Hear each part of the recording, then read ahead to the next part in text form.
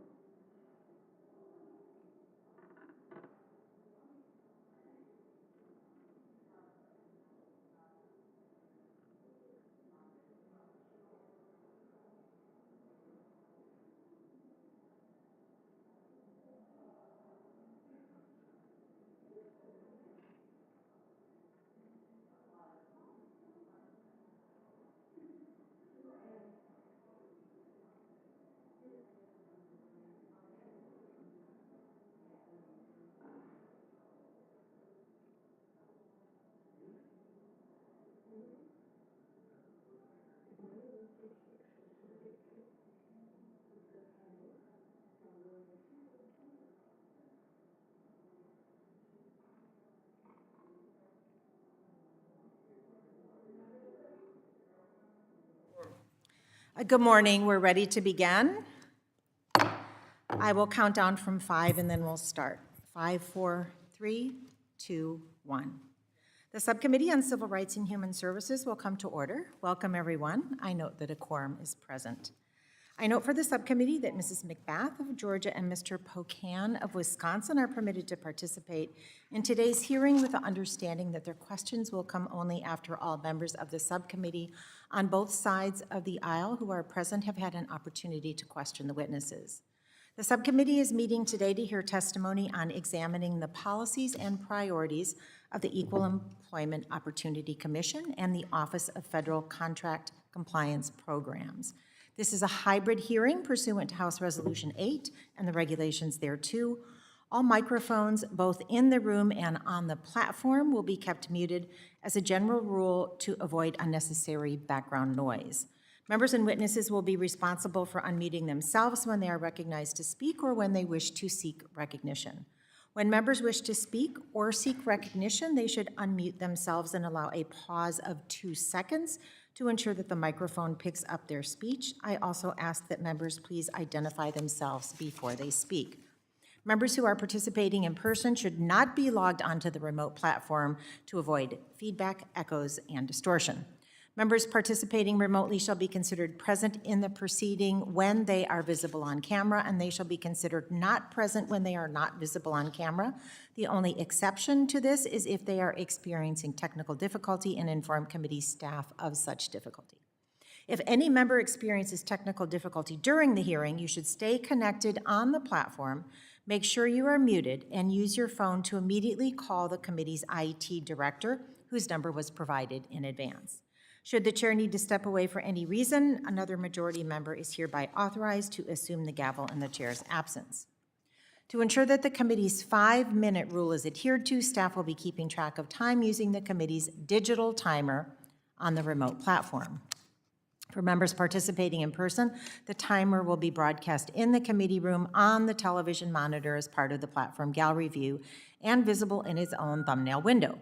The committee room timer will not be in use. For members participating remotely, this will be visible in gallery view in its own thumbnail window on the remote platform. Members are asked to wrap up promptly when their time has expired. Finally, while the recent guidance from the Office of the Attending Physician has made mask wearing optional at this time, please know that we have in our midst, at both member and staff levels, individuals who are immunocompromised and or who have immediately family members who are immunocompromised, as well as who are not vaccinated, either because of medical reasons or because the vaccine is not yet available to children under the age of 5.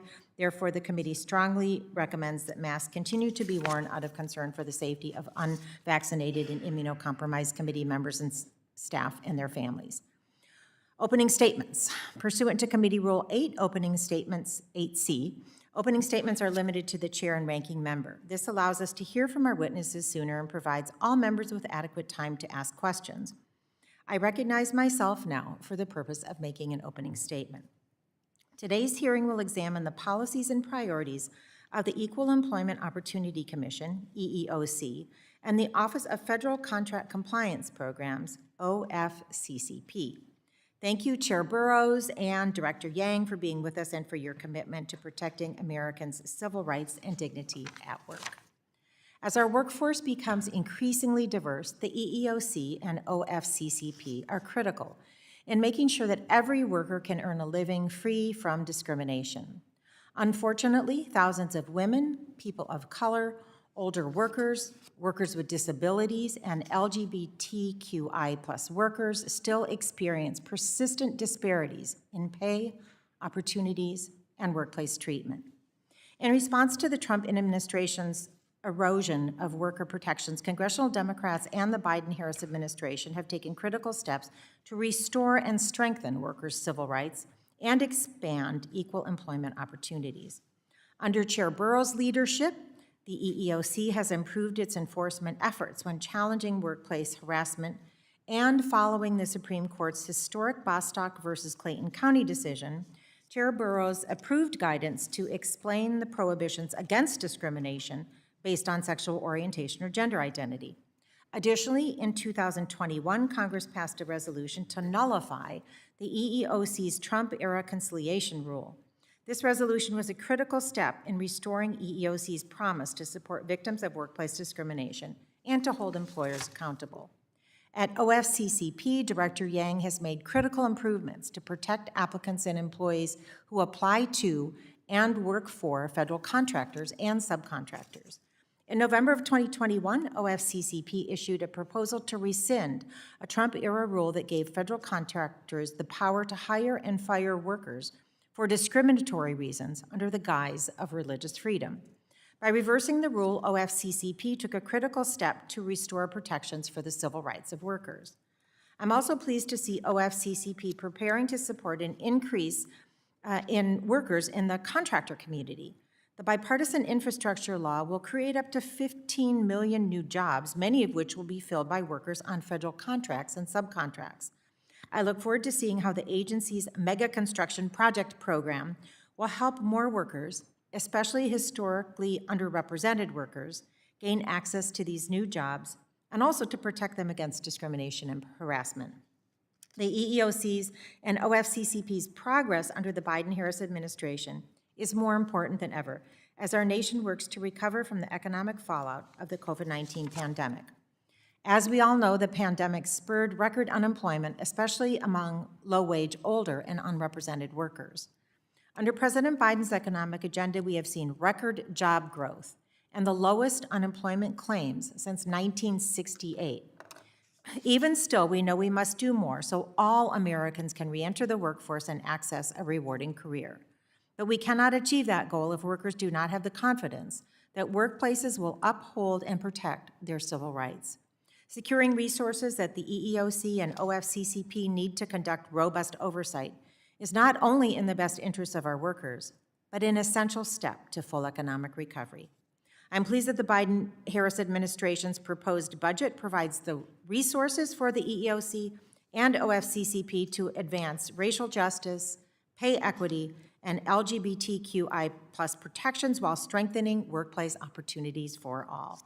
Moving forward, I remain committed to working with my colleagues to advance legislative solutions, such as the Paycheck Fairness Act and the Pregnant Workers Fairness Act, to protect workers from discrimination both in the hiring process and on the job.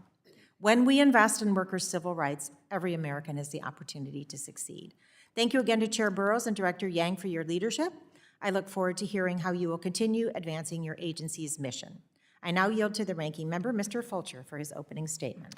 Thank you, Madam Chair, and thank you for holding this hearing.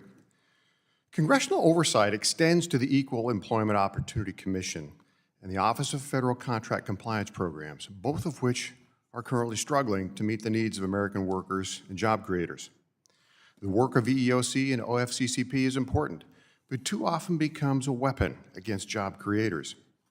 American workers deserve to be protected from unlawful discrimination and given an equal opportunity to succeed in the workplace. The vast majority of job creators treat their employees fairly and have their employees' best interests in mind. Federal agencies must stop treating our country's business owners like predators.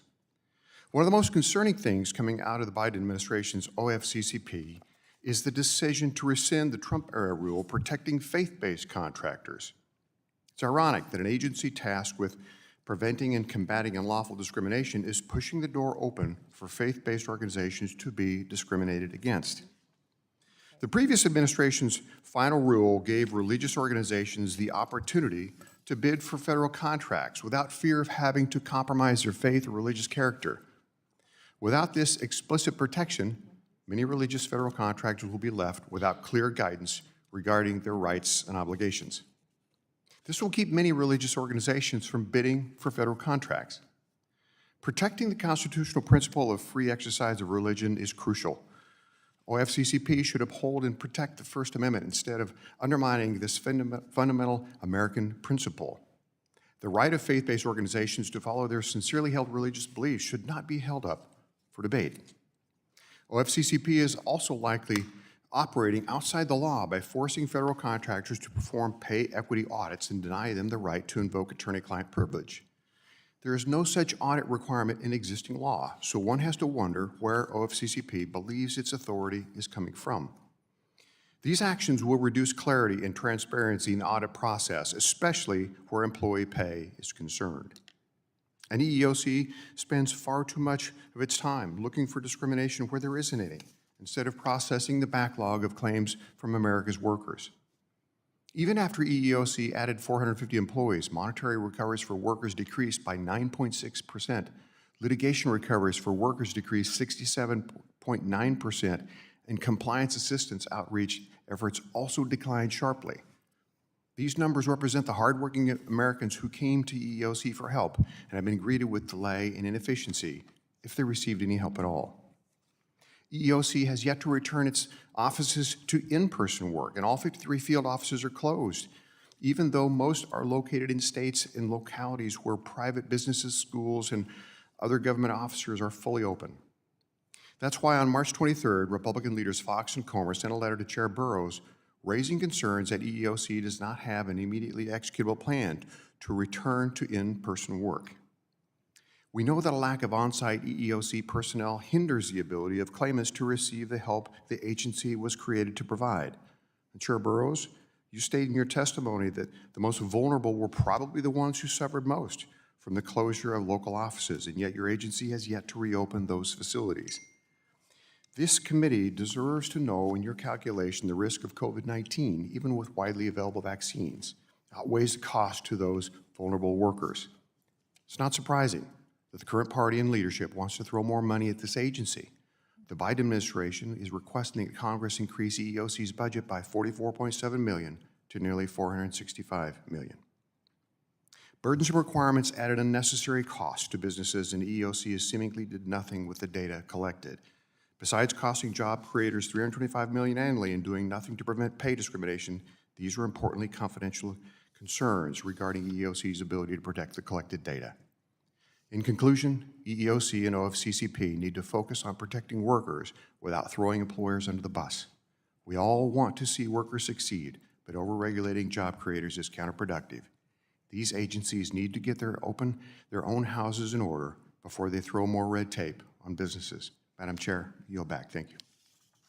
Thank you, Ranking Member Fulcher. And I note for the subcommittee that Mr. Grothman of Wisconsin is permitted to participate in today's hearing with the understanding that his questions will come only after all members of the subcommittee on both sides of the aisle who are present have had an opportunity to question the witnesses. Without objection, all other members who wish to insert written statements into the record may do so by submitting them to the committee clerk electronically in Microsoft Word format by 5 p.m. on May 11th. I will now introduce the witnesses. Charlotte Burroughs was designated as the chair of the Equal Employment Opportunity Commission, the EEOC, by President Biden on January 20th, 2021.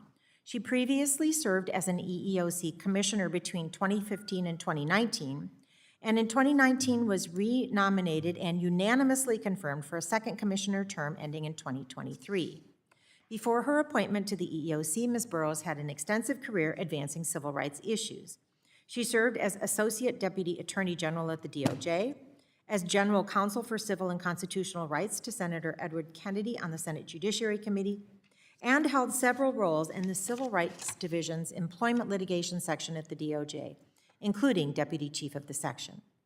Jenny Lang joined the Department of Labor's Office of Federal Contract Compliance Programs, OFCCP, as its director on January 20th, 2021. From 2013 to 2018, she served as chair, vice chair, and commissioner of the EEOC after unanimous Senate confirmation. After her service with the EEOC and before joining OFCCP, Ms. Yang worked as a senior fellow at the Urban Institute addressing workplace issues such as sexual harassment and algorithmic fairness in the use of hiring technology. Ms. Yang has a distinguished career advancing and defending the civil rights of workers. We appreciate the witnesses for participating today, and we look forward to your testimony. Let me remind the witnesses that we have read your written statements, and they will appear in full in the hearing record. Pursuant to Committee Rule 8D and committee practice, each of you is asked to limit your oral presentation to a 5-minute summary of your written statement. Before you begin your testimony, please remember to unmute your microphone. During your testimony, staff will be keeping track of time, and the timer should be visible to you at the witness table. Please be attentive to the time and wrap up when your time is over, and remute your microphone. We will let all the witnesses make their presentations before we move to member questions. When answering a question, please remember to unmute your microphone. The witnesses are aware of their responsibility to provide accurate information to the subcommittee, and therefore we will proceed. I will first recognize Chair Charlotte Burroughs. Good morning, Subcommittee Chair Bonamici, Ranking Member Fulcher, Committee, and the distinguished members of this subcommittee. I'm so pleased to have the chance to testify before you today about the important work of the Equal Employment Opportunity Commission.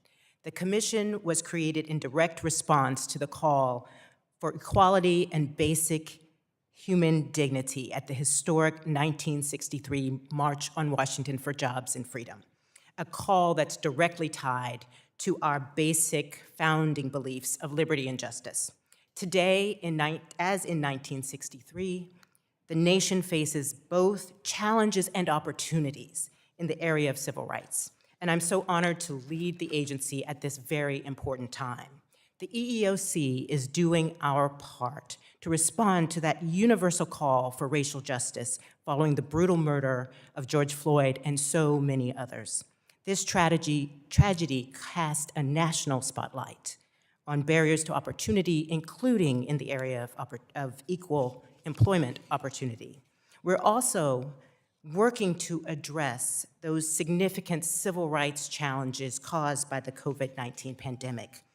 That's impacted all of us, but it's hit especially hard for frontline workers, including many women, older workers, persons with disabilities, people of color, and caregivers. The pandemic has also sparked an alarming rise in harassment and violence against Asian Americans, Native Hawaiians, and Pacific Islanders. This shameful discrimination has spilled into American workplaces. As just one example, an Asian American worker reported to the EEOC that when he arrived at work one day, he found a sign on his door marked with the words, "Coronavirus danger," and a biohazard symbol, along with the phrase, "Made in China." Indeed, workplace harassment on all bases remains a very serious problem in this country. The Me Too movement brought into stark focus the urgent issue of workplace sexual harassment, and we continue to see egregious examples like the case we recently resolved involving a fast food manager who repeatedly propositioned female workers, mostly teenaged girls, for sex and subjected them to other physical and verbal harassment. In 2021, we resolved a case in which managers and employees used the N-word and referred to Black workers as monkeys and slaves. And in recent years, we've seen over and over that we were fortunately able to obtain relief, but these cases involve Black employees subjected to nooses and racist slurs on construction sites, in shipyards, factories, and warehouses. And we've brought cases on behalf of employees mocked for their religion or taunted for their disability. That's why a key goal for this term, during my chairmanship, or term as chair, is to finally finish that workplace harassment guidance that we have been working on for so long and update it with lessons learned from Me Too and this pandemic. In addition to harassment, discrimination in hiring, firing, promotion, pay, and denials of reasonable accommodation for disability and religion remain substantial barriers to opportunity. To meet the challenges of this moment, the EEOC is focused on 4 broad areas: advancing racial justice and addressing systemic discrimination on all protected bases, tackling the pandemic's civil rights impact, advancing pay equity, and increasing the agency's capacity. The EEOC's fiscal year 2023 budget proposal of $464 million would support much-needed investment in additional frontline staff to investigate charges of discrimination, advance equal employment opportunity in the federal sector, provide education, outreach, and guidance to the public. And thanks to additional investments from Congress last year, we began rebuilding the EEOC's workforce, which in fiscal year 2020 had fallen to the lowest level in 40 years. Through the efforts of our dedicated career staff, the EEOC has helped thousands of workers and employers over the last year. We secured more than $485 million for survivors of discrimination, resolved nearly 400 systemic investigations, conducted over 2,300 outreach events, reaching over 250,000 persons, and provided much-needed information on emerging issues due to the pandemic. We were also proud to join and launch a new initiative called the Hiring Initiative to reimagine equity, to focus on making sure that this is an equitable recovery. And so I look forward to your questions at this hearing and appreciate very much the committee's time. Thank you for your testimony. And next we will hear from Director Jenny Yang. You're recognized for 5 minutes for your testimony. Good morning, Chair Bonamici, Ranking Member Fulcher, Chair Scott, Ranking Member Fox, and members of the subcommittee. Thank you for inviting me to this important hearing. DOL's Office of Federal Contract Compliance Programs is charged with protecting America's workers by ensuring that those who do business with the federal government fulfill the promise of equal opportunity. Our dedicated staff works to advance opportunity, promote diversity, and enforce the law. Our jurisdiction covers about 20% of the American workforce. As our country invests in its infrastructure and rebuilds from the pandemic, OFCCP is redoubling our efforts to enable all workers to access good jobs, free from discrimination. The historic $65 billion Congress authorized for infrastructure projects will increase the number of contractors under OFCCP's jurisdiction. This anticipated growth in the contractor workforce underscores the agency's need for resources. After reaching its lowest levels of staffing in decades, we are actively hiring over 100 people this fiscal year. Since the creation of OFCCP in 1965, our country has made significant progress in expanding equal opportunity. Yet discrimination remains a substantial barrier. In the last fiscal year, the agency recovered nearly $32 million for over 24,000 workers. To support an inclusive recovery, OFCCP is working to promote greater compliance, empower America's workers, and rebuild our staff. As our nation invests in its infrastructure, OFCCP is reinvigorating its construction enforcement and has scheduled over 100 construction evaluations. Through a renewed mega construction projects program, we will provide proactive compliance assistance to expand access to jobs on some of the most consequential projects. Through DOL's Good Jobs initiative, we assist federal agencies in promoting equal opportunity in their infrastructure contracts. OFCCP is taking significant action to promote greater compliance during this critical time. On Equal Pay Day, we issued a new directive to emphasize the importance of contractors' long-standing responsibility to proactively audit for pay equity. Through OFCCP's review of pay data and our interviews with employees and compliance evaluations, we identify violations that would not otherwise come to light. We found systemic pay discrimination in over a third of discrimination resolutions this administration.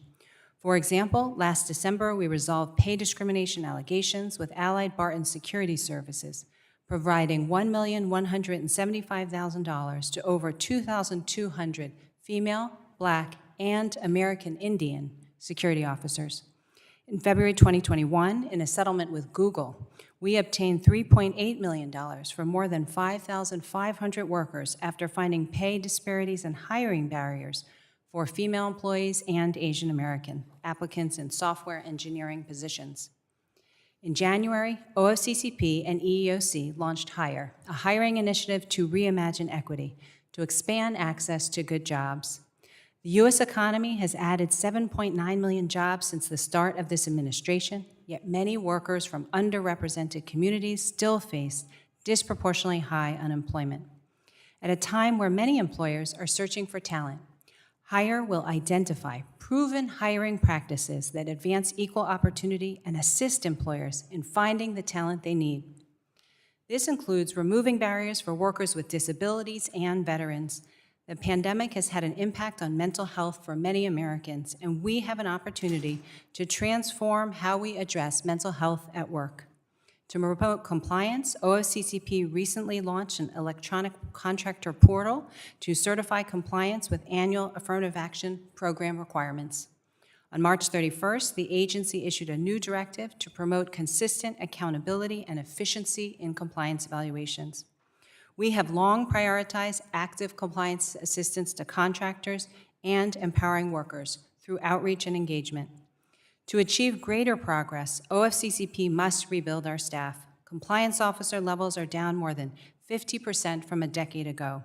President Biden's budget for 2023 requests over $147 million for OFCCP to support much-needed hiring to meet our increased responsibilities. In closing, I thank you for your support, and I look forward to your questions. Thank you for your testimony. Under Committee Rule 9A, we will now question witnesses under the 5-minute rule. I will be recognizing subcommittee members in seniority order. Staff will be keeping track of time, so the members adhere to the 5-minute rule. Please be attentive to the time, wrap up when your time is over, and remute your microphone. First, I will recognize the chairman of the full committee, Chairman Bobby Scott from Virginia, for 5 minutes for your questions. Well, thank you, Madam Chair, and I want to thank both of our witnesses for their testimony and their lifelong commitment to equal opportunity. First, Chair Burroughs, during the Trump administration, there was a rule that was promulgated that allowed faith-based organizations to discriminate in employment. What was wrong with the rule, and what did you do about it?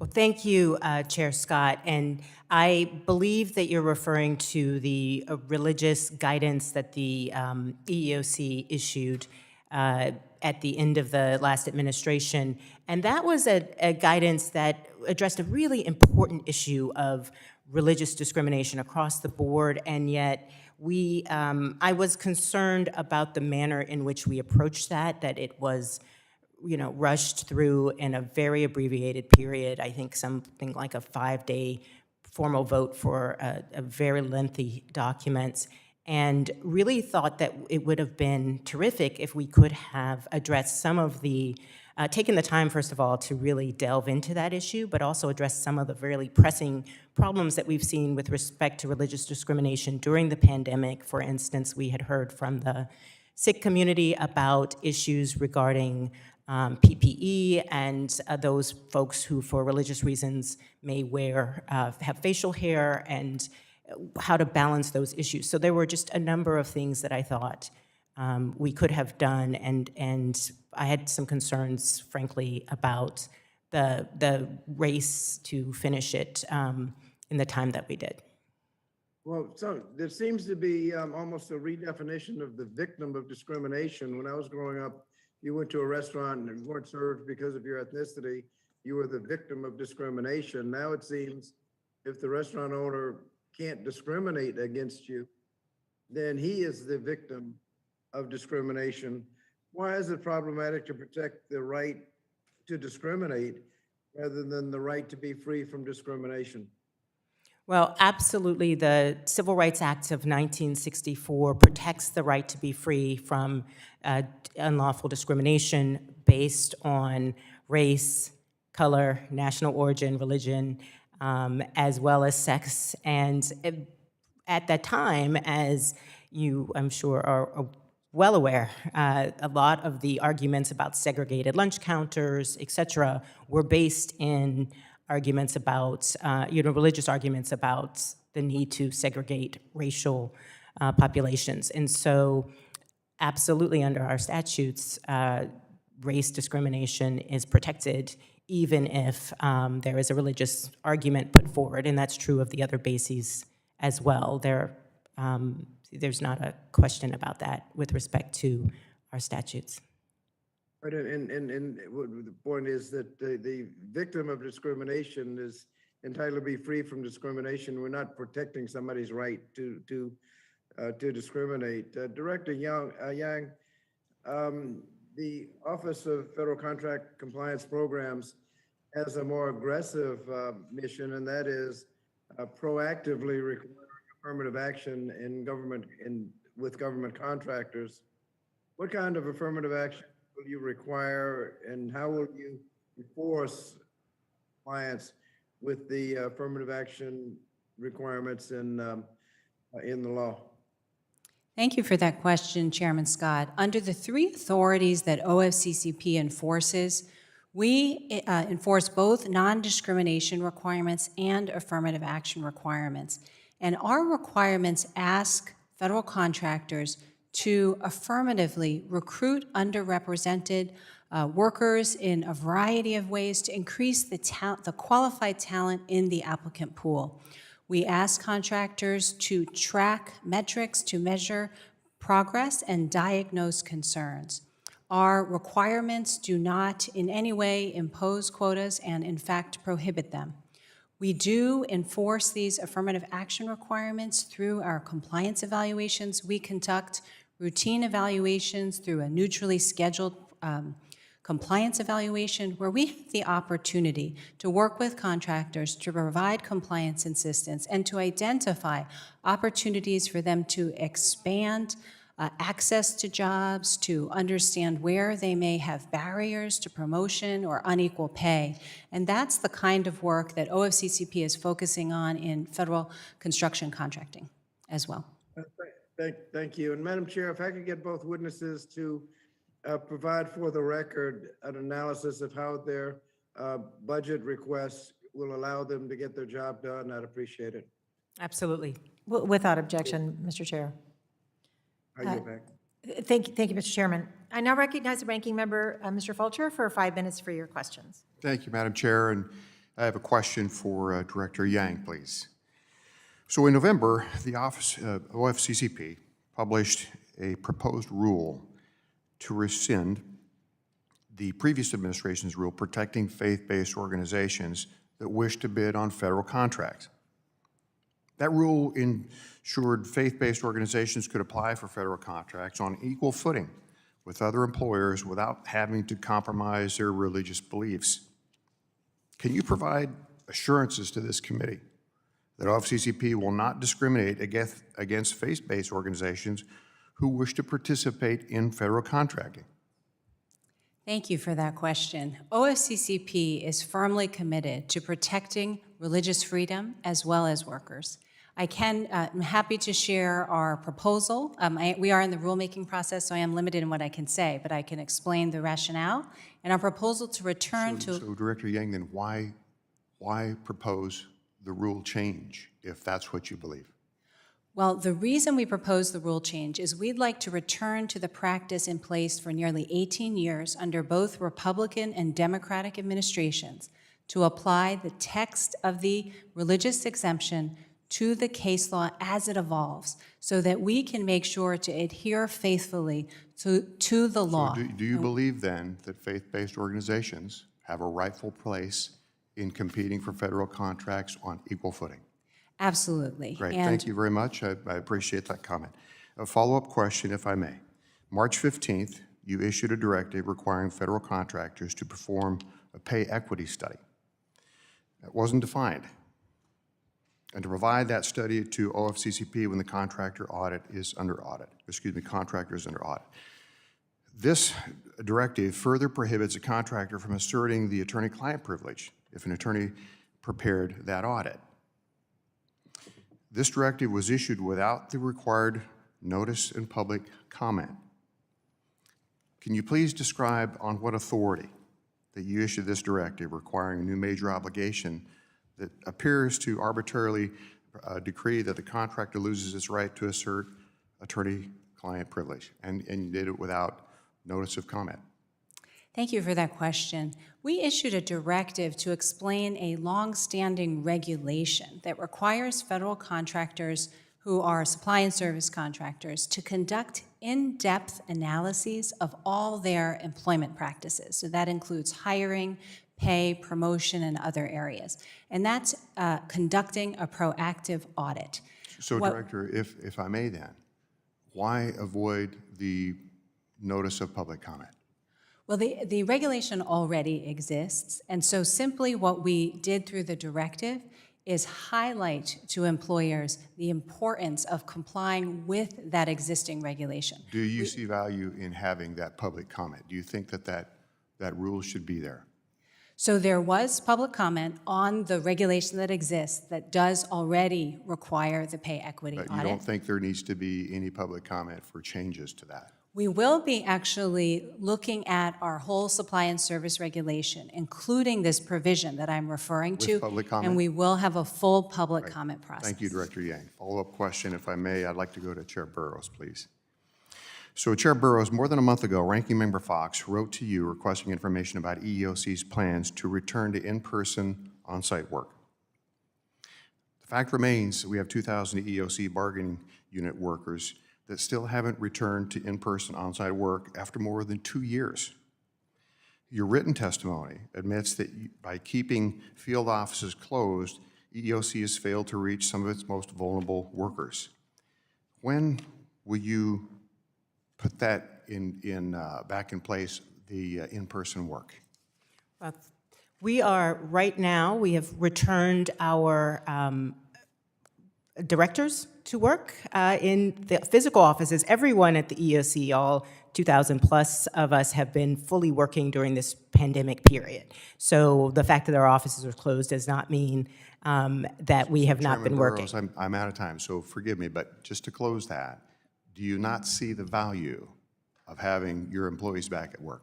Absolutely, and we're currently in negotiations to bring all of our bargaining unit folks back in as well. Thank you, Chairman Burroughs. Madam Chair, I yield back.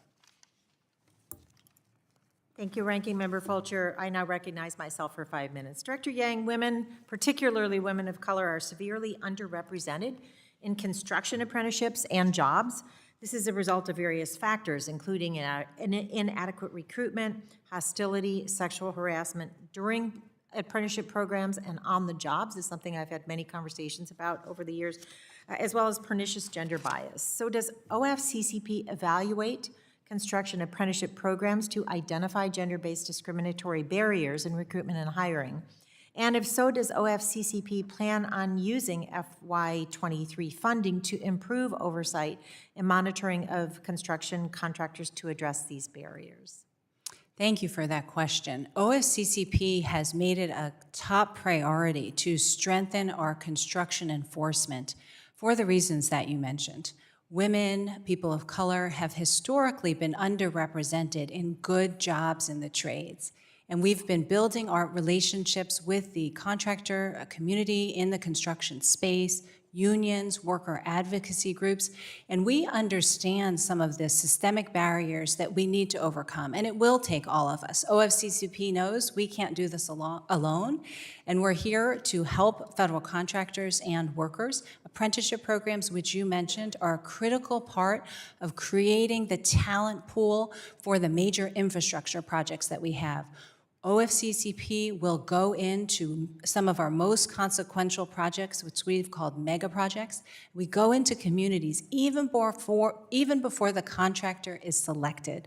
We form committees working with community-based organizations, local governments, members of Congress, to ensure that everyone understands the job opportunities that are available. People from all communities learn about the apprenticeship programs and other job training opportunities so that contractors interested in bidding can be competitive. So that's a very important opportunity we have to help ensure people from all communities have access to these critical jobs in their communities. We've scheduled over 100 construction contractors for compliance evaluations, and during those evaluations, we do review data to look at the hours worked. So that's utilization across various demographic groups. We can help identify where in an apprenticeship program women may not be getting sufficient training, or people of color may be dropping out of the apprenticeship program and assigned to lower paying jobs, rather than the higher paying jobs the apprenticeship program was designed to support them in. So this is a key priority. Terrific, thank you. You actually answered my follow-up question about how OFCCP is supporting inclusivity in those apprenticeships, so thank you for that information. Chair Burroughs, in the last administration, there was a decrease in EEOC staffing levels, but also a dramatic decline in the pending charge backlog. So I'd like you to talk about that. Does this contradiction mean that the prior administration implemented policies that elevated expedience over workers' due process rights? What has the current commission done to address this issue? First of all, every single one of those charges represents an individual who has been harmed and is coming to us for help. And sometimes, frankly, people share with us things they haven't even told their own families. And so we have to take that very seriously. We also have to, part of that, frankly, is understanding that we have to manage the charge inventory. We have about 250 charges coming in daily, to give some sense of perspective for those roughly just north of 2,000 workers. And so while I'm not sure the answer with respect to the past administration. Looking forward, we are absolutely going to treat those charges with the respect that they need to have, but also is why we are so focused on getting more frontline staff to address that issue. Terrific, thank you. I'm going to go back to Director Yang briefly and go back to the problem of the lack of women in the construction trades and ask if you are addressing the issue of once the people get to the work site and face discrimination. How does OFCCP address that issue of discrimination at the workplace once women get through the apprenticeship program and get to the job site? Thank you for that question. When we do a compliance evaluation, we will typically go on-site to the construction work site, which is very critical. We will learn things through those reviews. In one case, for example, Black women were not allowed to use the restroom on premises. Everyone else was. They were told they had to go a mile away to use the restroom. They found feces in their trucks, and no one was able to help them with these issues until we came in. We conducted the compliance evaluation, and we were able to ensure that the employer took the steps necessary to stop that kind of harassing behavior. We do a review, both of are people getting the opportunity to work. In other situations, Black workers were told to show up every day, but they weren't assigned to any jobs, even though all these other workers from all kinds of other backgrounds were getting paid, getting assigned out. They had to wait all day with no pay. And thank you, Director Yang. Over my time and yield back. Thank you. Next, I will recognize Representative McLean from Michigan for 5 minutes for your questions. Thank you, Madam Chair, and thank you, ladies, for being here. I appreciate your time and effort. I need to get a little context in terms of the verbiage that we use. You keep talking about systemic. Can you give me the definition of what you mean when you say systemic? Well, with respect to the EEOC's enforcement, Yeah. what we mean is when we look at broad patterns or practices, that's the language of our statute, patterns or practices of discrimination that when you address them can affect a large number of people. Sometimes if you get a change in that area, it can actually have an effect in an industry because a lot of folks follow industry leaders, they follow, the news, and So you're not using systemic in the way that it is blatant across all lines and 100%. I just want to make sure that although we have issues, there's no question. I mean, I am a woman, I am in the workplace, I have my own business, right? When I hear systemic, I'm thinking that it's high volumes, I'm thinking that it's everywhere, it's more the norm than the abnorm. You're using systemic in the sense that if we make a minor change, we can have a maximum effect on it. Am I correct in that understanding? Well, certainly we are not looking at it everything that an employer does is absolutely discriminatory. That's not what I mean. Thank you, thank you. I just wanted to make sure because when we use words, our words are extremely powerful and those words resonate. So I just want to make sure we were on the same sheet of music. I want to switch a little bit. Ms. Burroughs, you state in your testimony that the EEOC works to advance racial justice in the workplace by promoting merit-based practices. Correct? That's right. Good. I mean, I would, because merit, if we're using merit as an outcome-based practice, we're taking a look at the result. My question is, do you believe that all employees should have the ability to grant merit-based pay raises? I think you mean all employers? I'm sorry, all employers, yes. Okay. So to me, when we're making raises, when we're going to go and promote raises, do you believe that the employer should look at the outcomes and base it on merit? That would probably be one of the best non-discriminatory practices because if we look at the output, we don't care if you're, who you are, what you identify, we're looking at the output, and that would be merit-based. If an employer is making a merit-based decision, that does not violate our laws in any way. Good, I'm glad. Will you commit to supporting employers' ability to grant merit-based pay raises regardless of negotiated wage scales in place of employment? We certainly work with employers and see them as partners, and nothing that you have raised to me sounds as though it would violate our laws. Good. No, that's good, and I think a lot of times there's a misnomer on the easiest way to not discriminate is to take a look at what the output is, right? But you also mentioned in your testimony that the EEOC is working hard to address pay discrimination in hiring and promotions, right? We want to make sure that everyone's on a level playing field, correct? That's right. We've found a number of cases in which women and persons of colors have been discriminated against in the sense that they were given lower pay for doing exactly the same job. Right, right. And we all know that that's not a good thing, right? Do you, would you agree that if an employee has a master's degree, that they may be paid more than somebody maybe who doesn't? Do you believe degree level matters, educational matters in the hiring process?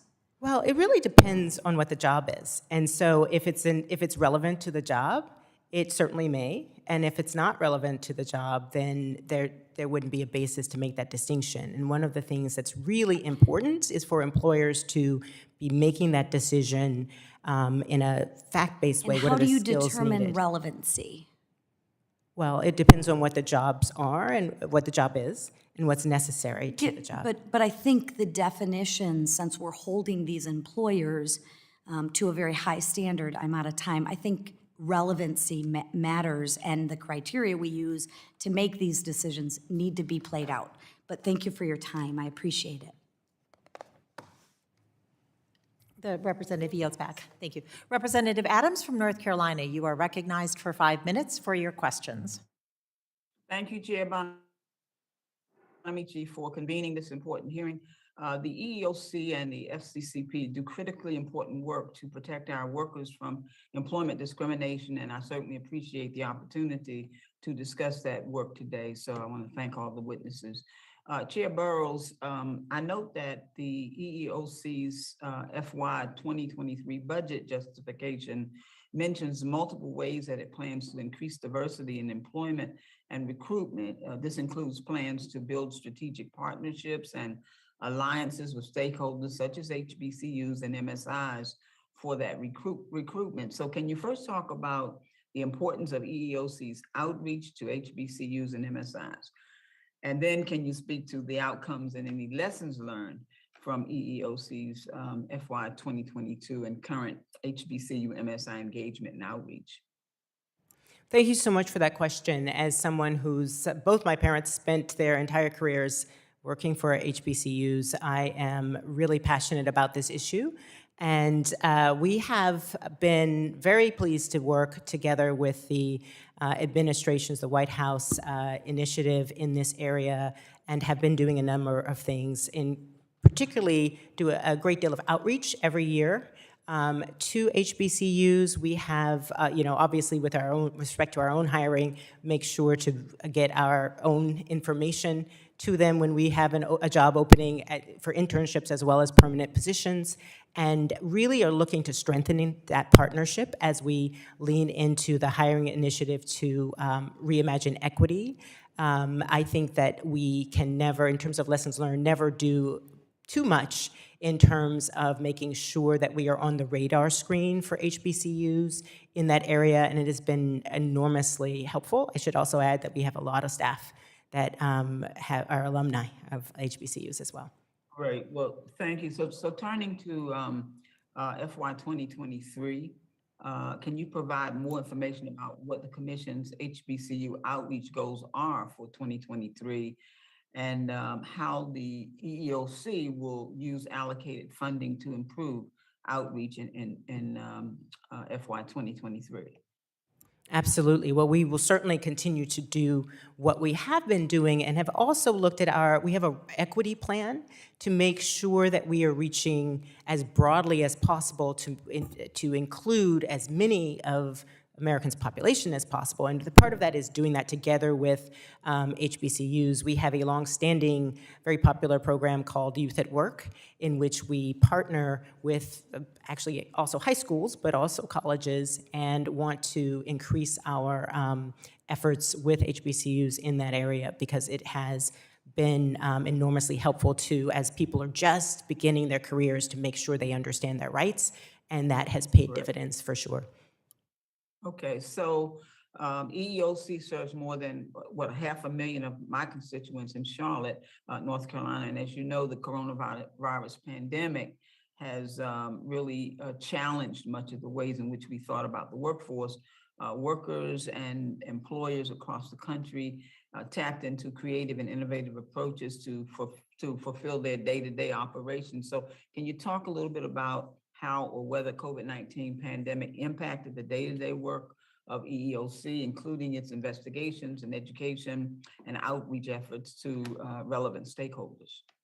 Absolutely. Well, like every other employer and every other, frankly, person in America, we were impacted with that. The first impact was in March of 2020. We moved to practically complete, had to close our offices for the safety of the public, for the safety of our folks.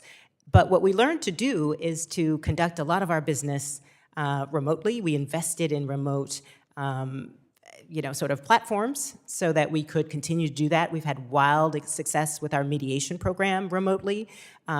Folks have liked it a lot, and we've gotten good recoveries in that. We've also done some trials remotely. We've done them in person and remotely during COVID-19. What the courts wanted, we were able to provide and continue to look for creative ways to do that. We've expanded our outreach as well. I am, though, considering, still concerned, as I said in my testimony, that there are some folks who have difficulty reaching us when we are not in person. And so we are looking very closely at that issue and looking forward to being able to reopen as well. Well, thank you. I'm out of time, just a few seconds, but I do want to thank you and let you know I look forward to the work that EEOC will do in fiscal years 22 and 23. Thank you, Madam Chair. I'm going to yield back. Thank you, Representative. And sticking with North Carolina, I now recognize the ranking member of the full committee, Dr. Fox, for 5 minutes for your questions. Thank you, Madam Chairwoman. Chair Burroughs, in a recent case, Amazon terminated an employee for making vulgar, offensive, abusive remarks to a female employee through a bullhorn, a video of which was posted on the internet. NLRB General Counsel Abruzzo saw a court order that would require Amazon to reinstate the employee. Last week, an NLRB administrative law judge ordered Amazon to reinstate him with back pay. Committee majority staff has indicated that the video is too offensive to play in a committee hearing. If it is too offensive to play here, one would think it is not appropriate for the workplace. His behavior and remarks would clearly seem to constitute sexual harassment under EEOC guidance. Do you believe such conduct potentially violates Title VII of the Civil Rights Act? Thank you. So I am not familiar with the video that you referenced. Our laws do, Title VII of the Civil Rights Act has a long interpretation with respect to what is harassment, and as I said earlier, we take that very seriously. So if there were an incident of harassment, that person could file a charge and bring it to us, and we would evaluate. With respect to the broader question of issues that arise in that context, I would defer to the NLRA as to the NLRA issues. So you have not seen the video? I have not seen the video that you're referencing, no. Okay, all right. So do you believe the employee may have been rightfully fired for such conduct? Without context, and it's a very fact-specific undertaking, I'm not able to comment on that. Is the EEOC prepared to address this case? I'm not aware of whether, we certainly, I'll put it this way, we certainly will address any allegations that are brought to us. We are not, of course, at liberty to say, confirm or deny under the statute whether or not we've received a particular charge, because there's a criminal penalty involved with revealing that. Okay. Chair Burroughs, in 2016, EEOC issued a requirement that employers provide very detailed compensation data on a yearly basis for each of their employees, a requirement that was abandoned after 2 years. EEOC apparently did nothing with the data it collected. EEOC later showed that it was extremely expensive for employers to collect this data. Experts have also demonstrated the data would be of no use to employers or to EEOC for purposes of Title VII or Equal Pay Act enforcement. More importantly, they've shown that EEOC has no ability to protect the confidentiality of this highly sensitive data. You've stated that you're considering reissuing this pay data requirement. Given the requirements of nearly identical work under nearly identical conditions that are necessary to support a claim of unlawful pay discrimination, what practical value is there in collecting this aggregate information at a tremendous burden to employers? How would any of this information be useful to EEOC in investigating or prosecuting a Title VII or Equal Pay Act claim? And please be specific in your answer. Thank you. The Equal Pay Act and the Title VII of 1964 have been in effect almost 60 years, and in that time, we have cut the pay gap almost in half. And part of the reason, but only almost in half, and part of the reason it's taking so long is that we need more information on the law enforcement side to be able to effectively attack that very pernicious problem.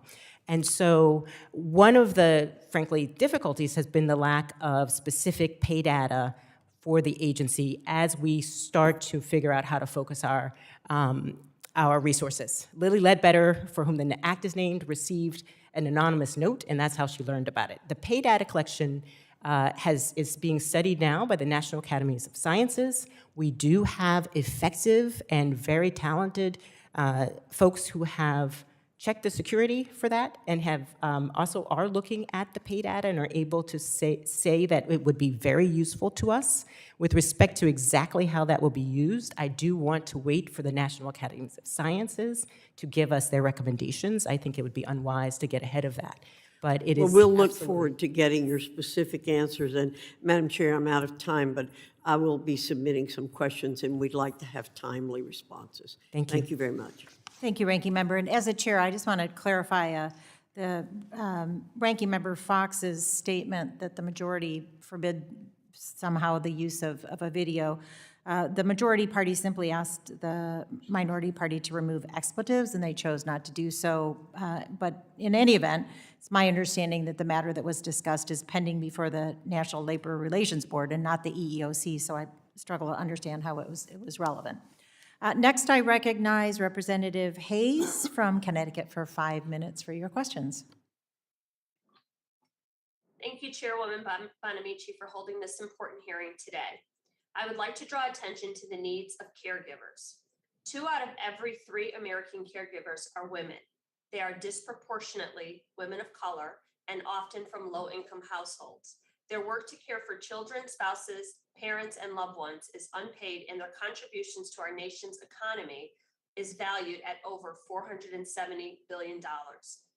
These caregivers face obstacles to upward economic mobility, and the COVID-19 pandemic has put the inequitable strain on full display as they have tried to balance their obligations of essential work, children, and their families. From December 2021 to January 2022, nearly 2 million women left a job, lost a job, or had not looked for a job because of the need for care for their children, compared with about 1.2 million men. For these caregivers that remain in the workforce, 61% report potentially illegal discrimination at work. The EEOC recently issued guidance with respect to caregivers. In the guidance, the Commission clarifies actions that would constitute discrimination against employees who are caregivers under EEO laws. Chair Burroughs, can you explain the EEOC's reasoning for releasing this guidance and the impact it will have on caregivers' workplace experiences? Thank you. Yes, we feel so strongly that that is really urgent now. We are, fortunately, I hope, turning the corner on the pandemic reopening. And as we do that, though, there are many, many folks who are going back to the workplace or seeking to do so who also have to juggle those caregiving responsibilities for children or for ill family members, elder care, et cetera. And so we thought it was really important in this moment, as we are all seeking to ensure that there's an equitable recovery, that everyone has an opportunity to contribute and to benefit from that, that we make clear the needs of caregivers and how our statutes can be affected by that. We do have a longer-term caregiver guidance, but we wanted to have it in more accessible form and get it out now because it seemed like exactly the right time. While I believe this guidance is a welcome clarification from the EEOC, how does your office plan to address potential increased reporting of caregiver discrimination given the heightened backlog of private sector charges?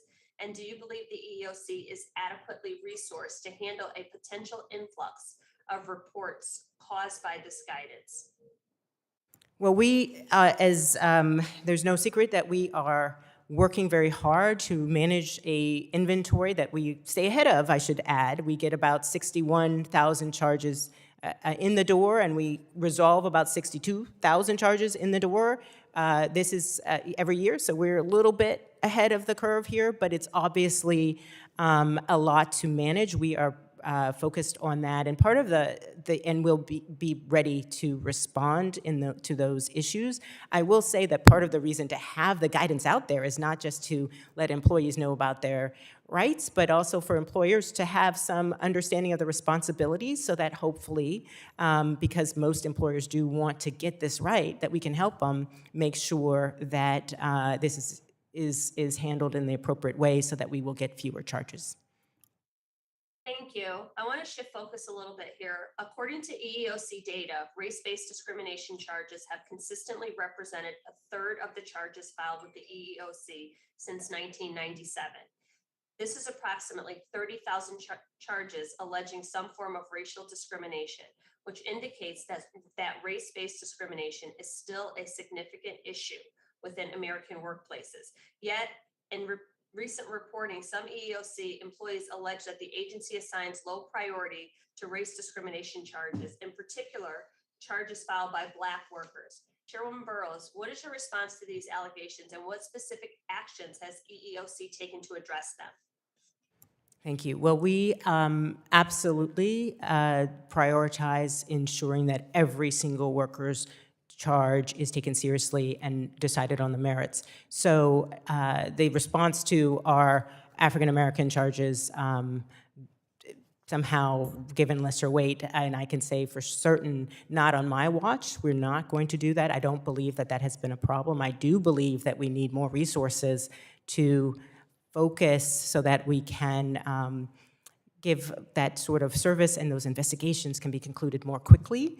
But that is something that we took a look at and are going to continue to focus on. And part of the equity plan is making sure that those barriers that may be there to folks reaching us or getting through the process are things that we can really address directly. I'm sorry. Thank you. I'm out of time. Madam Chair, I apologize. I yield back. Thank you. Thank you, Representative. Next, I recognize Representative Fitzgerald from Wisconsin for 5 minutes for your questions. Thank you, Madam Chair. Chair Burroughs, thanks for being here. Two things that, in my own estimate, that really suffered during the pandemic was, one is, I think there's been a huge loss of credibility when it comes to the public health system. And the other thing I think that took a direct hit was protection for religious beliefs. I think it was dismissed or it was negated by some of the policies. So with that being said, during the height of the pandemic, EEOC issued guidance on whether employers could require employees to become vaccinated.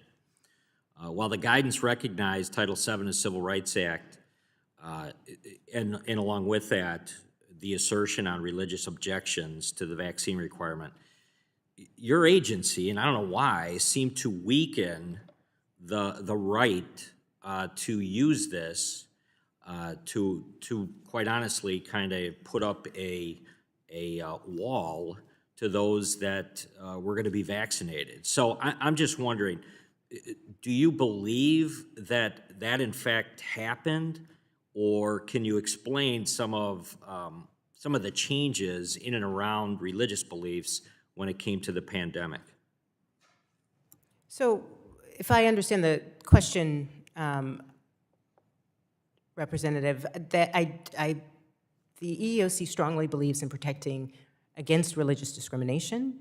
We have done that with our own workforce. We have provided information to the public about that, including about folks who may have a religious objection to receiving a COVID-19 vaccine. That's on our website, and we are constantly updating as new issues come up. We have also shared our own information about how we treat our workforces. We've made that public, and we certainly recognize those objections and apply the law when they are raised with us. Do you believe that you changed the posture on what really was a responsive measure to religious beliefs and took it a step further by saying, listen, we're going to kind of change the dynamics of what we consider legitimate and not legitimate when it comes to that exemption? I'm not aware of what you're referring to. I'm sorry. If you have- February 2021, you removed a report from the EEOC website that was something that was put together by General Counsel Sharon Fask-Gustafson and Commissioner Andrea Lucas. That was very specific and very comprehensive in saying, these are the types of things under a religious exemption that will remain acceptable. It just seems that this is one other area during the pandemic in which there were changes and shifts by the EEOC. And I'm just wondering if that was intentional, was it revisited on purpose, or was it something that simply was, that you believe never really happened? So I believe that you're referring to a document that the former general counsel of the EEOC had included with respect to some invitation-only listening sessions that she had.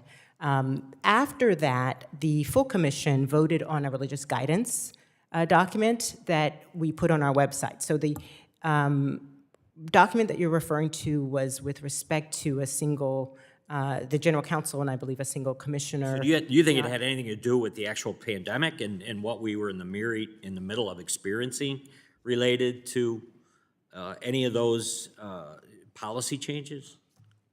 I don't believe that there were policy changes set forth in the document that you're referring to, but the document that the full committee addressed, the religious guidance, which is on our website, does look in a very thoroughgoing way at a number of issues and sets forth the current position of the EEOC. I did hope that there were additional things we could include in that, including specifics about the pandemic, frankly, but the pace at which the commission voted on that document did not allow us to add some of the things that I would have loved to address at that point. Well, I guess my comment would be, I hope it was not some type of knee-jerk reaction to the pandemic or that there was some type of conscious effort to somehow, my word, water down kind of where the EEOC would be on this. Because that would be a great concern, I think, that I would share with many other of my colleagues on the committee. But thank you for your time. I yield back. Thank you, Representative. I now recognize Representative Legier Fernandez from New Mexico for 5 minutes for your questions. Thank you very much, Chairwoman, and thank you for coming and sharing the work that you are engaged in on behalf of all of our workers. Director Yang, the OFCCP recently launched a webpage that provides information on the employment rights of Indian and Native American workers.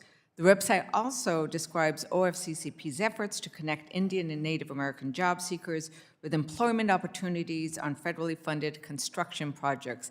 As we look forward to the many projects that are going to bring the clean water, the broadband, the infrastructure that is sorely needed throughout America, but especially within Native American communities, I wanted to thank you for that resource, but I wanted to also ask you, how does the OFCCP plan to increase its efforts to conduct education, outreach, and compliance assistant activities to promote that recruitment, hiring, retention, and advancement of Indians and Native Americans, as well as protect their employment rights? Well, thank you for that question. We are very interested, particularly as the infrastructure investments are made, in working with our federal partners, so contracting agencies, to raise some of these issues. Not everyone is aware of the hiring authorities that exist for American Indians and Native Americans on projects located close to a reservation. And we are working to make sure both our partners across the federal government who are interested in supporting equity in their contracting process understand those opportunities as well. When we work on our construction enforcement, we are out in the community, in the field, bringing together the key leaders and organizations in those communities to make sure people learn about apprenticeship programs, training opportunities, and opportunities to work on the job. Internships for students are a critical way also for individuals to get into a field where they've been historically underrepresented, and we reach out broadly to many different educational institutions as well. So this is a very important priority for our office, and we have some very dedicated staff leading those efforts. Thank you very much for that work, because I think it is key that we recognize that the Infrastructure and Jobs Act, I love the second part of that, the Jobs Act, right? That it is bringing both what our communities need to thrive, not just survive, but then to create the jobs within those communities. I am very appreciative of your mega construction project program that will help contractors and subcontractors make sure they create those jobs and invite our underrepresented workers, and that we also protect those civil rights. I wanted to turn now to Chair Burroughs. There was a 2020 GAO report that found that there was a limited nationwide data on the prevalence and costs of workplace sexual harassment. We know it takes place, and it saps our economy, right? It is bad. It is bad for business, it is bad for women, it is bad for men who suffer this discrimination and harassment. So I'm interested in learning more about the prevalence of workplace sexual harassment experienced by Latinas, by women of color, by Native Americans. In particular, whether these women are more likely to experience sexual harassment. While the 2020 GAO report acknowledged the data was limited, as an example, it pointed out that Native Americans were close to 3 times as likely to report experiencing sexual harassment as non-Hispanic whites. So this report also echoed the recommendations from the EOC's 2016 Select Task Force on the study of harassment in the workplace, by finding that the EOC should work with federal and/or private partners to develop and conduct a national survey that includes the sex-based harassment. Can you tell us what steps the EEOC has taken in regard to moving on these recommendations so that we have a better understanding of what is happening in the workplace for Latinas, women of color, and Native Americans? So I just want to say quickly that this is such an important issue and such a top issue for us. One of the things that we have done is to look at some of our data, which, to be clear, most people don't report. It's just the tip of the iceberg, but to look at our data and make sure that we could also link it to those instances where there are charges of retaliation. So sometimes, so that we can see, hey, is it connected? We are also, of course, working very hard in our investigations, and as to the issue of intersectional harassment, because harassment is about power first and foremost.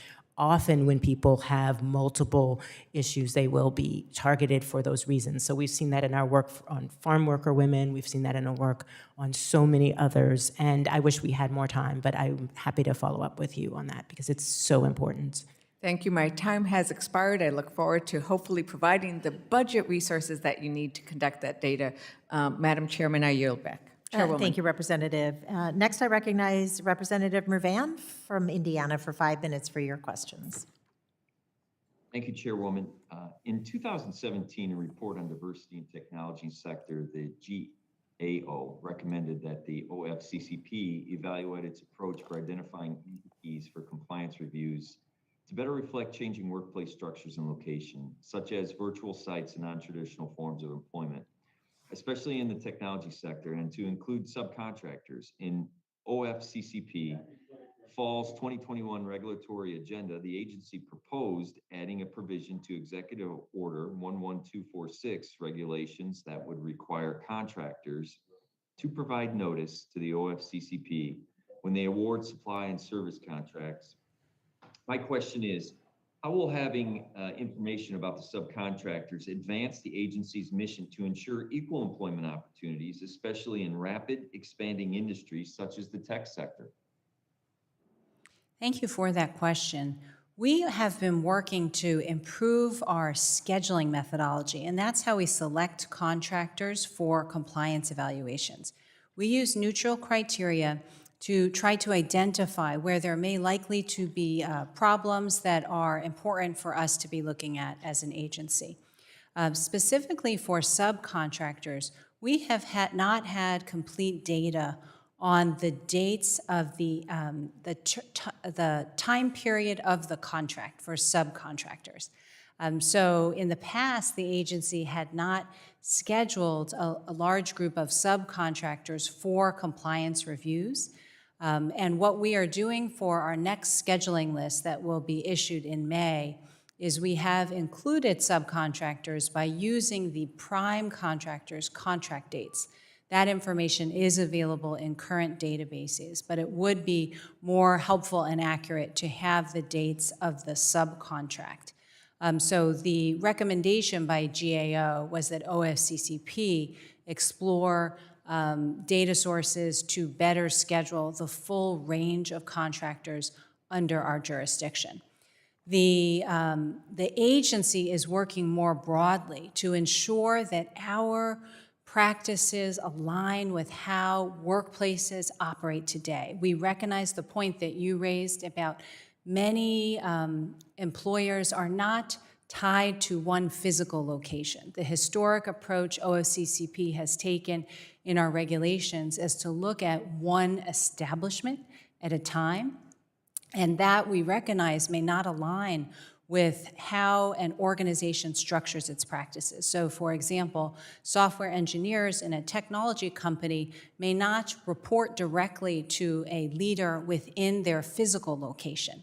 They may report to a leader in a different location, and that leader may have authority over multiple establishments in different locations. And particularly after the pandemic, we know that more and more workers are working remotely in a full-time capacity. So one of the priorities we have in our supply and service regulation update, which is on our regulatory agenda, is really listening to contractors and understanding the opportunities we have to modernize those regulations to better align with how businesses operate. Thank you. I thank you very much, and I yield back my time. Thank you, Representative. I do not see any more subcommittee members on the minority side. Is Mr. Mfume on the platform? Okay, then we're going to go to non-subcommittee members and start with Mr. Grothman from Wisconsin. You are recognized for 5 minutes for your questions. Okay, I'm going to look a little bit into your enforcement of Executive Order 11246. Would that be more appropriate to ask questions to you? Okay, very good. First question I have, you break down people by ethnicity and race, correct? What ethnicities or racial groups are you looking for? So our regulations ask employers to track data on demographic information by race, gender, ethnicity for their employment practices. And that is a metric that can help employers identify where there may be a problem in terms of a barrier to equal opportunity and how they're making progress. Sure. Could you define the difference between race and ethnicity, or what groups you're looking for on the form? Oh, by ethnicity, typically we're talking about Hispanic, non-Hispanic. And race, we are looking at, various racial categories. Okay. First of all, with regard to ethnicity, Hispanic, non-Hispanic, what is the definition of Hispanic? Well, for our data collections, we ask employees to self-identify.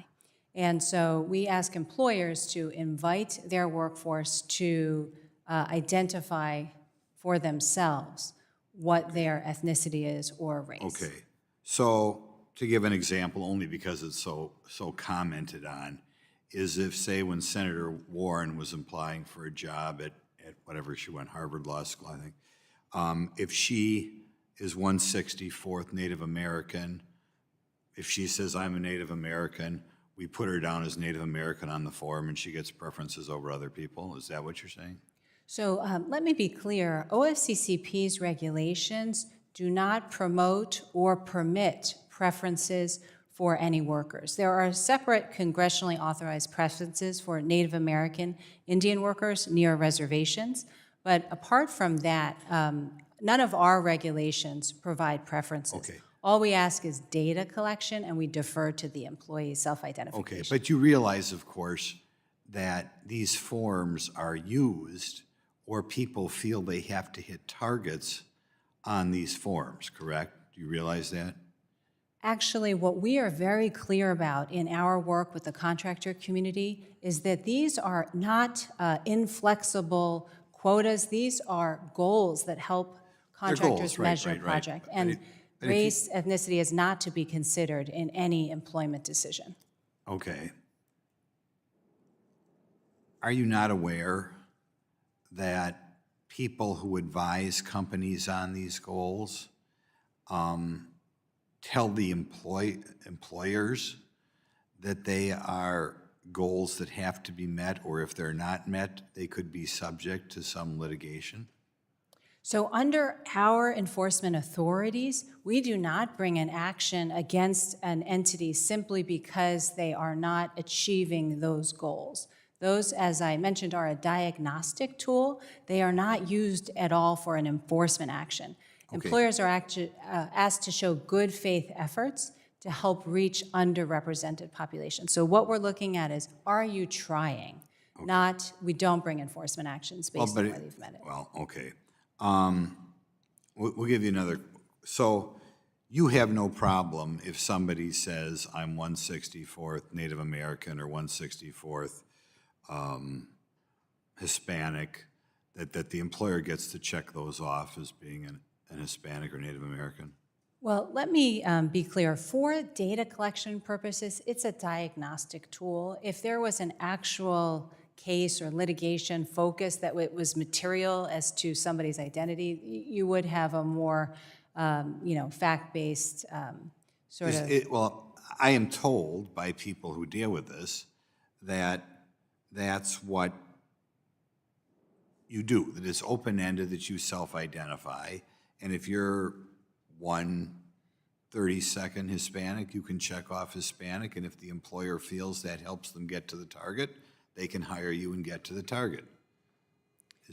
Well, these things are not connected. So the employer actually doesn't know how you identify when making a hiring decision. Those are separate processes where the actual hiring officials don't know the identification of the individual, and that's very intentional to avoid the concern that you're raising. You mean if I'm an employer and I'm filling out the form, I have no idea who I'm dealing with? So these are different people within the organization. So you have a hiring manager charged with filling a position. You have your HR department that would complete the paperwork in a separate process. It's amazing that you don't realize how this plays out in the real world. But thank you. I guess my time is up. We have, thank you, Representative Grothman. We have no further members in the queue to ask questions. I want to remind my colleagues that pursuant to committee practice, materials for submission to the hearing record must be submitted to the committee clerk within 14 days following the last day of the hearing. So by close of business on March 11th, that can't be right. Must be May 11th, 2022, preferably in Microsoft Word format. The materials submitted must address the subject matter of the hearing. Only a member of the subcommittee or an invited witness may submit materials for inclusion in the hearing record.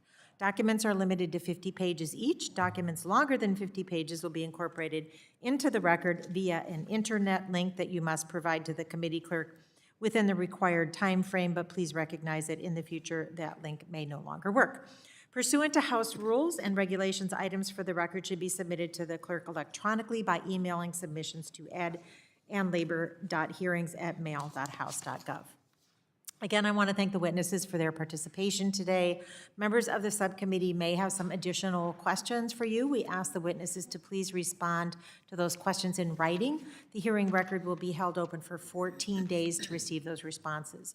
I remind my colleagues that pursuant to committee practice, Witness questions for the hearing record must be submitted to the majority committee staff or committee clerk within 7 days, and the questions must address the subject matter of the hearing. And I now recognize the distinguished ranking member for a closing statement. Thank you, Madam Chair, and for holding this hearing, and Director and Chairman for being here today and for providing testimony. Just as a closing thought, I do remain concerned, Director Yang, of potential OFCCP discrimination regarding faith-based organizations. And just want to point out and serve as a reminder that that's a critical and needed component to the system. And I just ask that you be mindful of that and see the value that they bring.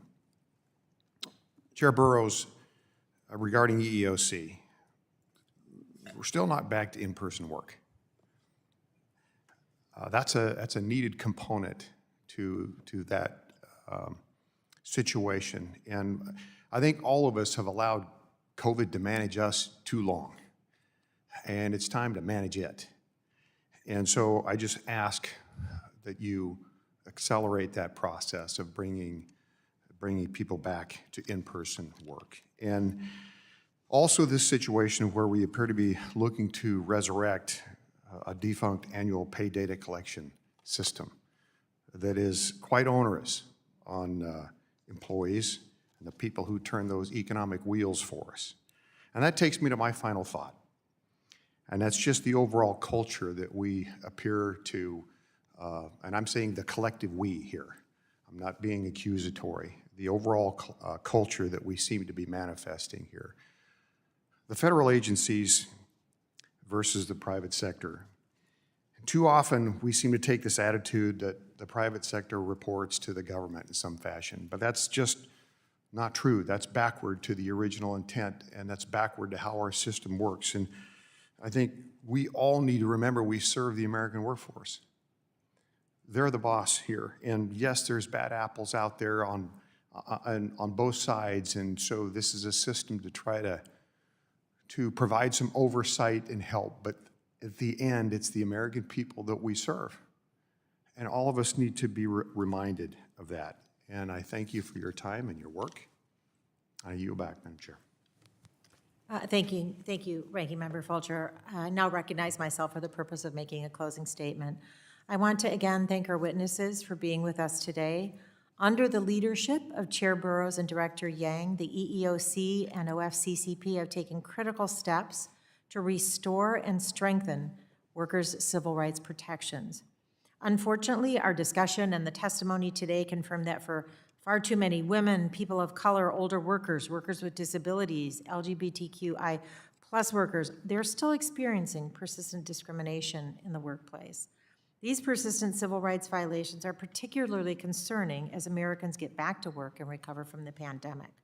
Moving forward, I'm committing to advancing legislative solutions and delivering the resources that the EEOC and OFCCP need to protect our workers' civil rights and to support our nation's economic recovery. Each of us should agree that, now more than ever, we must take these steps to protect our nation's most vulnerable workers and make sure that all workers can succeed on the job free from discrimination. So thank you again, Director Yang and Chair Burroughs, for your time and your testimony. There's no further business, and without objection, the subcommittee stands adjourned.